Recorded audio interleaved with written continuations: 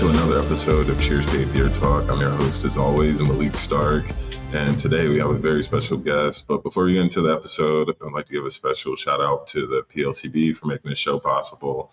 And look out for new episodes every other Thursday, wherever you get podcasts. And be sure to check out Cheers PA on all social media. And without further ado, Hannah Godey. Hi. How are you? I'm great. How are you? I'm okay. Yeah, I just want to know about Love City and your experience with them and being a brewer. So when did you start there? So I have been brewing professionally since 2015. I joined Love City in November of 2022. So coming up on 2 years, but obviously I've been in the industry and I've brewed elsewhere prior to coming here. But Love City was I had my sights set. I knew what I was doing. This was the long range goal. Okay, so you knew you were going to work there. I mean, I hoped that I would be lucky enough to do that. The owners, Kevin and Melissa, I actually went to college with Kevin. So I've known him for a long time. We'll just leave it at that. Okay. When I found out that they were going to be opening a brewery, I jokingly, but also kind of serious, said, someday. The stars will align, our paths will cross, they will mesh, and the timing will be right, and I'll be on your team someday. And then someday happened. So bada bing, bada boom, fast forward, here we are. It's called manifesting, right? It is, absolutely. And I believe in all of that stuff. The universe is a wild and wonderful place. So yeah, you gotta ask for what you want in life, That's awesome. Okay, so starting in 2015, did you have, getting into brewing and beer, was that, did you always like beer? Was that something that you always knew that you were going to be interested in? No. I have liked craft beer for a long time. But so I was in grad school, and my partner at the time would jokingly say, wouldn't it be funny if you ended up in beer, after doing all of this schooling? And I would just say, haha, yeah. And then, life happens and it sends you in different directions that you maybe weren't totally expecting. And I ended up working in beer, but in a different capacity than what I am now. So I started out working at Keystone Homebrew Supply, which I was really lucky because they were actually right down the street from me. And at the time when I started there in 2013, they were one of the largest homebrew supply shops in the country, honestly. They were one of the first ones that have an online presence. Now there's many more options, but at the time, 11 years ago, that's crazy to think about.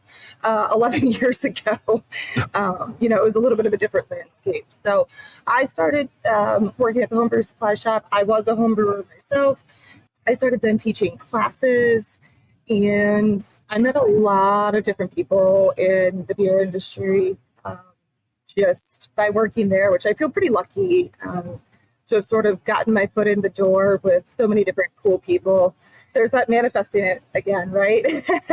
Got to make things happen. So yeah, one thing led to another, and I was asked if I wanted to brew professionally, and I was like, sure, yeah, okay. I hadn't really thought about doing it professionally, which kind of maybe sounds weird.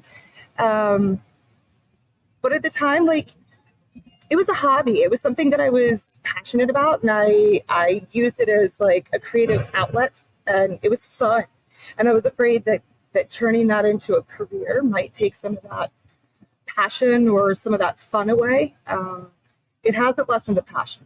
In fact, I think it's probably increased the amount of passion that I have. And sure, yeah, not every day is, super fun when we just, had this heat wave and it's, 138 degrees outside. Maybe not super fun then, but rewarding nonetheless. So. No, I get that. Was that whenever you got into doing it professionally, was that scary, or like was that, did you just know Um, that you were going to be ready for that, or no, no? Okay. I don't think anybody's ever asked me if that was scary, but yeah, man, it was freaking terrifying.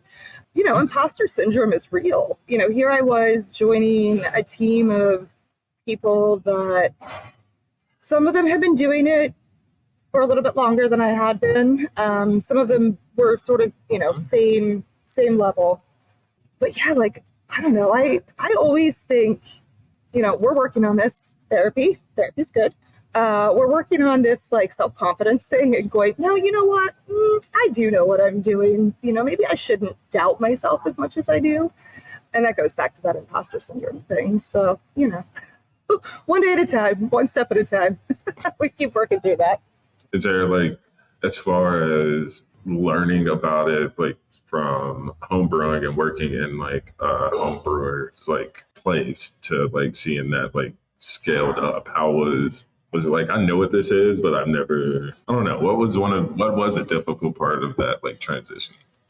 So it's funny because I oftentimes, I'm a big analogy person. That's just kind of how my brain works. So I use the analogy that going from home brewing to brewing on a professional system is sort of like going from driving an automatic car to a stick shift. Like you get the concepts of how to drive. You know that a stop sign means stop, green light means go, yield means yield.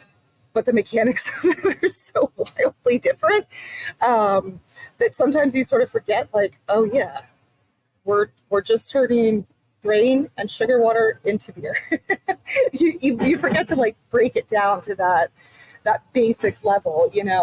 So yeah, it was definitely interesting going from home brewing to a professional scale. Shortly after I started in the industry, the system that I was brewing on, we then got a larger system, and then a few years after that, got an even larger system. So it was actually really cool and really great experience for me to be able to start on a pretty rudimentary, very manual system, and then kind of progressively work my way up. That definitely helped to build my confidence. And since then, I've brewed on full time and on a consistent basis. I brewed on 8 different systems within 4 different breweries. So, and then I also do consulting work as well. So I've brewed on a lot of different systems. And once you get past learning how to drive stick, right, then it's sort of, you can kind of step into any situation and go, okay, this might be a different layout than what I'm used to, but as long as you can follow piping and figure out your valves and fluid dynamics, then just kind of takes over and you go, okay, yeah, I can figure this out. I know what's going on. Yeah, I think switching your brain to like kind of think that way is real difficult, especially if you haven't seen those systems before. Because I've homebrewed and not really homebrewed. I just hung out with people who knew what they were doing, but like I could retain a lot of that information. Seeing all those pipes and stuff for the first time, you're like, at least me, I didn't think I was ever going to get it at all. Oh, yeah. Yeah. When I first started, it was a lot of taking pictures and then writing notes about what was in that picture so that when I went back to that situation, I could refer back to that and go, oh yeah, that's right. This is how this gets hooked up, or this is the right way to do this. You kind of find the ways, the learning tools, and yeah. Yeah, and I mean, I don't want to say there's no wrong way to do it, but like there's a lot of different ways to do certain things when it comes to like that stuff, at least from what I've seen. Yes. So I don't know. I had 2 pretty good teachers on the system that we use now. So, and they were different 100%, but whatever. I mean, I figured it out. I'm able to shut off the right valves without. Right. Right. And avoid opening the wrong ones. Yeah, really. Yeah. I think 2 things that were very helpful for me, and a big piece of advice that I always give people that are looking to get into the industry: find a good mentor, somebody that you really trust and know that you can kind of bounce any and all questions off of. And if it's within your capacity to do so, continue building that network, so that no matter what situation arises, you can reach out to somebody, and hopefully within, my goal is to have questions answered within 3 text messages. So it's always my goal, efficient communication. Yeah, that's very, very true. I met a lot of people, and having and knowing how to ask those questions too, because with me being so green into this, calling something the wrong thing or not knowing what something does can make something a little bit worse if I just knew it. Yeah, absolutely. And I think that that's where identifying a mentor that you really trust, and somebody that can kind of just understand what it is that you are trying to ask, even if you're not asking the right question. Again, I think it goes back to that communication thing, and also I think that there's 2 different types of brewers. I think, and this actually goes back to something that you had said a couple minutes ago. I think there's 2 different types of brewers. I think you have your very technical brewers, those that can look at a brew system, they see the piping, they go A, B, and C yields X, Y, Z, and they just kind of keep on going down the line with everything. And then you have your intuitive brewers, and intuitive brewers can take A, B, and F and still figure out how to get to the end result. But if there's a step that's missing or something that's a little bit different, they can figure out how to adapt. Maybe those intuitive brewers are not so much numbers driven, but they are data driven, but they're maybe not so much numbers driven. I'm in that camp, though I am a little bit of both, technical and intuitive. But yeah, I was going to ask that. That was going to be my next question.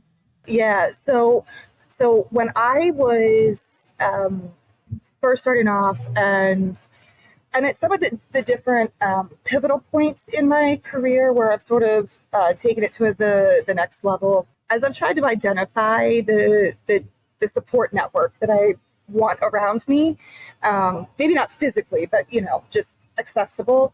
It's funny because I actually tend to lean more towards technical brewers. And I think it's because it's some components that I maybe, I don't want to say lack, but maybe isn't my strong suit. And so, I look for that balance of somebody that can maybe answer questions in a different way or give me a different perspective. Mm-hmm. So, and I don't think that one is better than another. I just think it has to do with how people's brains work, Yeah, I mean, I guess I hear it a lot. It's just a different skill set.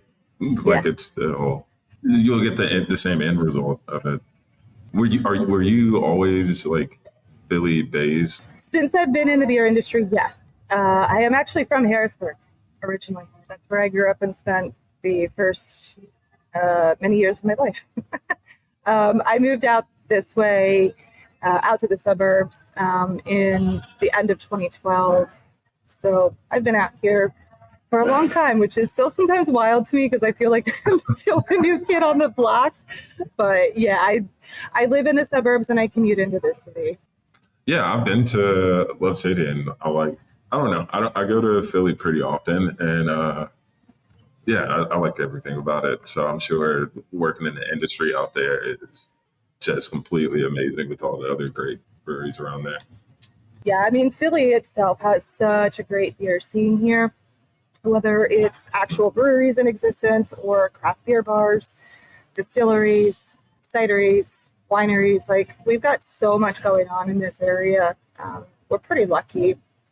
And, you play nice in the sandbox and you make friends with all the other people in this area. A lot of them I've worked with in one capacity or another, whether it's from previous jobs or at Keystone, or there's a few people in the industry that I actually taught in homebrew classes that now own and operate their own breweries. So, oh wow. So it's kind of been a wild, interconnectedness for sure. What's been your favorite thing about being in this industry, so far? Favorite thing, I think that it is a sense of community that keeps me here. The amount of people that I've met, and people from so many different facets of life. so many different backgrounds, whether it's just life experiences or educational backgrounds or professional backgrounds, and folks that maybe I wouldn't have necessarily crossed paths with if it weren't for beer. But being able to meet them and share space, share a beer at the end of the day, something that you made, that my hands were in that. Yeah, that's pretty cool. Yeah, you all make a fantastic beer there. Like I was in Chicago and someone had asked me, "Oh, what do you do?" Like blah blah, like talking about beer, and I was like, "Well, I actually live in Pennsylvania." And before I could even talk about what I did, they're like, "Have you had Love City?" And I was like, "Yeah." How have you heard about that? And now I'm 18 hours away. So like, no, just to brag on you a little bit. Yeah, that's super cool. Thank you for sharing that. I love moments like that. Yeah. But yeah, I won't hold you up any longer. Thanks for sitting down and talking to me. This has been great. Yeah, absolutely. Thank you so much for reaching out and having me on the show. I'm happy to talk beer anytime, especially if it means that we're moving towards a better, more inclusive environment. Yeah. The more different faces we can have out there promoting beer, I think the more awareness that there is. Yeah, thank you. Look out for new episodes every other Thursday, and cheers. Cheers.